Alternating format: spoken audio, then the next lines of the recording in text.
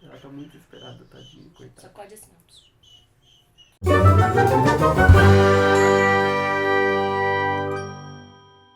Pela primeira vez na história deste canal, nós temos aqui todos os membros da casa. E elas estão E elas estão aqui. apavoradas de aparecer na câmera. Calma, amorzinho.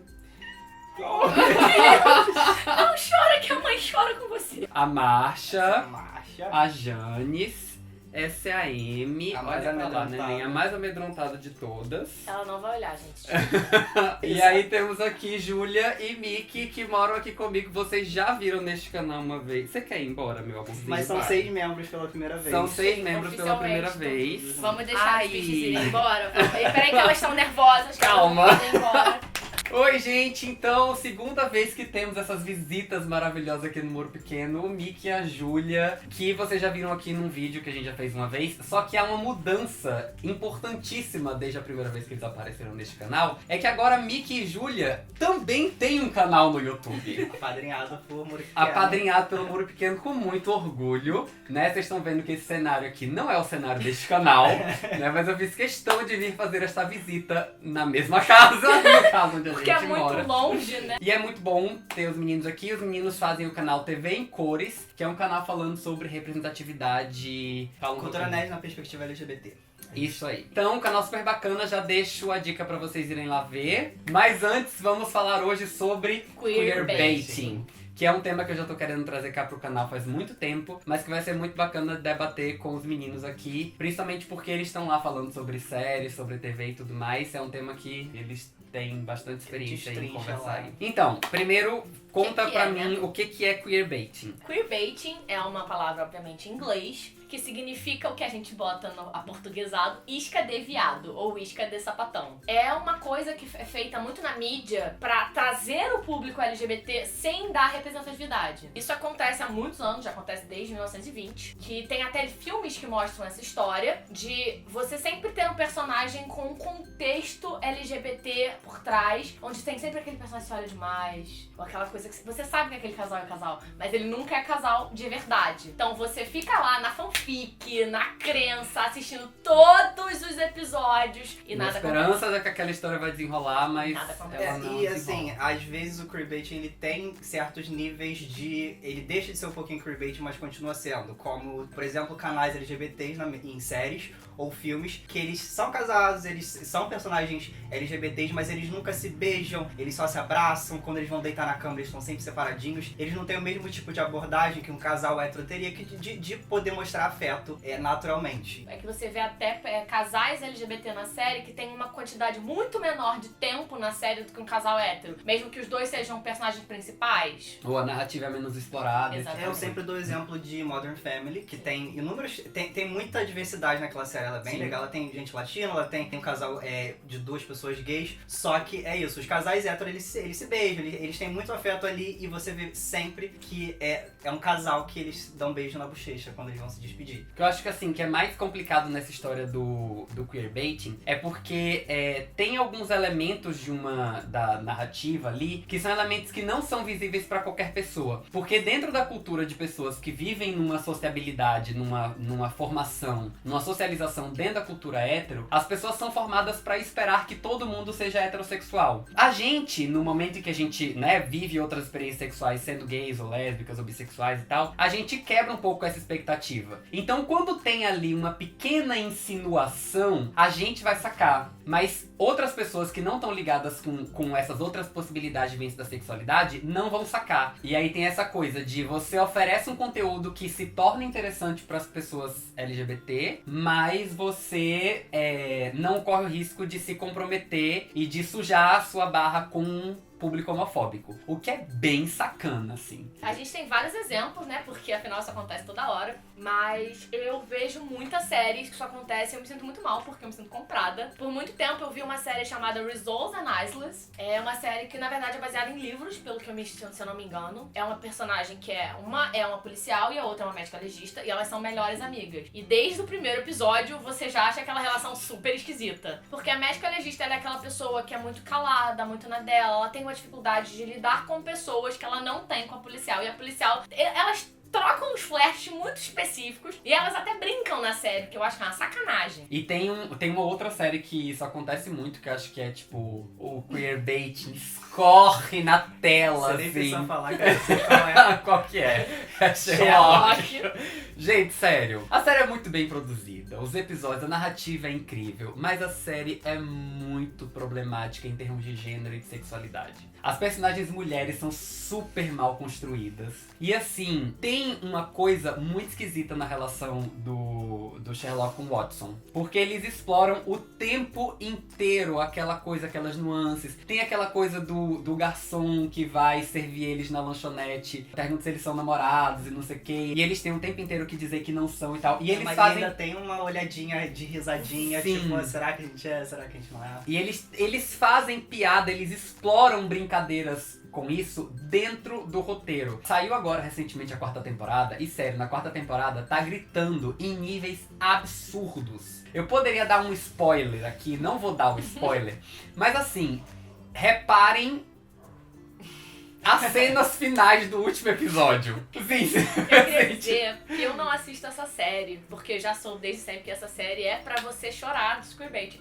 O Murilo abriu a minha porta e falou, amiga, eu estou revoltada. Não, gente, sério, o último episódio da última temporada, você já viu? Eu parei na 3ª, só que eu acho perigosíssimo o que a Sherlock faz, que é naturalizar o queerbaiting. Que ele trata aquilo como se fosse uma piada, como se fosse algo divertido, fosse uma brincadeira, sendo que isso é muito sério, sabe? Você chegar e brincar com o que uma pessoa representa, o que uma pessoa é. E você fazer piada com isso é uma coisa que, tipo, é quase um tapa na nossa cara. E eu sei que tem muita gente que é muito fã da série. E eu gosto muito da série, tanto que eu fui lá assistir a 4ª temporada, né, na fidelidade, não sei o que e tal. Mas porra, me ajuda a te ajudar, colega. Então, tipo, não é fácil, não. Não. E aí tem uma outra série, né, amiga? É, não, assim, Qual que ai, pelo amor de Deus. Qual série?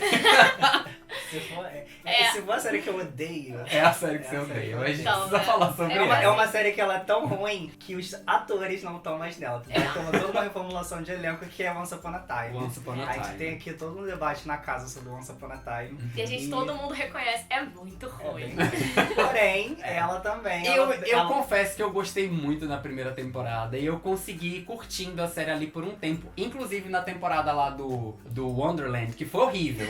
A temporada foi horrível, mas eu ainda tava curtindo. Eu confesso que ainda curtia, não sei o que e tal. Mas, cara, a relação da Emma com a Regina... É absurda. Sim, você vê que tá gritando na sua cara ali que tem uma relação muito forte com ela que definitivamente não é explorada. Tanto que eu parei de ver, assim, quando chegou no nível estratosférico de queerbaiting, que foi quando eles começaram a explorar demais a relação da Emma com o Hulk, a ponto de degradar completamente a personagem dela por causa dele, assim. Ela virou outra pessoa. Tipo, a necessidade de transformar ela numa personagem hétero, tão hétero que tem até um namorado, fez ela virar um personagem que ninguém reconhece. Tipo, acabou com toda a história dela. Tipo, ela era uma personagem forte, ela tinha toda uma narrativa, tipo, de superação. E aí ela virou simplesmente uma mulher que aceita o cara chamar ela de vários nomes, sacanear ela horrores, porque ela é apaixonada por ele. De queerbait a gente saiu pra relacionamento abusivo. Viu? Assim, Esse é aqui. isso que se transforma, assim, na real. A necessidade da heteronormatividade é uma coisa que você, quando você percebe o nível que ela tá chegando, é porque eles aceitam até um relacionamento abusivo, mas ela não pode ter um relacionamento com outra mulher. Muito importante ter a Júlia aqui participando desse debate, porque se a parada já é complicada pra nós que somos gays, a saga de Júlia assistindo série com personagens lésbicas, né, amiga? Eu já aceitei que eu uma não das vou maiores mais ver. dores que Júlia fala no canal, né? É assim, a minha realidade é que se eu começar a ver, eu já tenho que me preparar pra morte, né? Então eu fico assim, não, eu vou assistir até onde as pessoas estão vendo. E eu vejo spoiler. A única coisa que eu vejo spoiler é de casal de meninas. Pela questão de todo casal, uma delas vai morrer. Eu fiz uma pesquisa depois, né, de perceber que isso era muito esquisito, que 84% das lésbicas na mídia, sendo filme, sendo série, morrem. A gente sobrevive ao Titanic, mas a gente não sobrevive à mídia. Uma coisa que eu acho que é bem feito quando uma personagem lésbica ela é tratada com respeito no roteiro, ela é muito cativante, ela é muito bem feita. Eu acho ainda pior quando matam esse tipo de personagem só pra dar um choque, só pra andar a trama e ter aquele gancho no final de temporada, que é ainda mais doloroso. A gente teve isso com Orange is the New Black, né, de uma forma dolorosa que... Assim, foi devastante. Foi, assim, devastador e foi bizarro. Óbvio, matar uma personagem LGBT por rejeição já é triste, mas usar ela quando ela é querida só pra ter um choque é ainda mais bizarro. Ai, gente, é muito triste isso, né? A gente tem vontade de chorar. Exato. É tipo, pelo amor de Deus, assim. Uma coisa que eu acho que é muito complicado, é muito chato, é que quando a gente chega e levanta esse tipo de debate, quando a gente faz esse tipo de discussão, uma pessoa que não é LGBT, ela fala, nossa, mas só assiste a série, você tá reclamando, por que você tá fazendo isso? E é muito doloroso, porque assim, você não você não existe, sabe? E quando você existe, você é uma coisa deformada, você é uma coisa que não tá sendo bem representada. E essa coisa, a gente fala que representatividade importa, mas se é pra ter representatividade, é pra ter representatividade direito. A gente precisa mostrar pra sociedade que existem histórias diversas, histórias plurais, em que muitas pessoas de muitas identidades consigam se reconhecer, assim. A mídia também tem esse papel. E aí quando a gente vê essas histórias que estão lá, mas não estão lá, porque elas estão, tipo, apagadas, escondidas, é bem foda, assim. A gente já é marginalizado, tá sendo marginalizado até na mídia, que a gente tenta se divertir, né? Que é um consumo pra gente poder relaxar. E aí a gente vê e tem esses estresses. É isso, eu gostaria de não ter que problematizar. Mas assim, porra, não me ajuda aí, colega. Porque assim, quando a gente fala bem, a gente fala bem. Sim. A gente assim, torce, a gente passa pras pessoas. Então, ajuda, a gente quer te ajudar. Então, acho que é isso. Foi muito bom ter vocês aqui no grupo pequeno. Muito bom reunir esta casa, que agora é uma casa de youtubers. Então, assim, tarefinha agora, obrigaçãozinha pra todo mundo ir lá imediatamente no TV em Cores. Vou deixar o link do canal aqui em cima pra vocês irem lá ver. Se inscrevam lá no TV em Cores e aproveitem porque também vai ter vídeo comigo lá falando sobre representatividade negra nas séries. Então, é isso. Obrigado por terem Tchau, vindo. Por hoje Bem é de isso. longe. Né? Bem de longe. Bem de longe. Um beijo grande pra todo mundo e a gente se vê no próximo vídeo aqui no Muro Pequeno. Até Tchau, lá. tchau. Tchau, tchau. Que foi quando eles começaram a investir muito na relação da Emma com o Hulk, a ponto de acabar. Que foi isso? Foi alguma furadeira. Mas não foi aqui, parece que tá vindo daqui. Pelo amor de Deus, vai sair assim na nossa cabeça. É. Você tá- O que porra foi essa? Ok.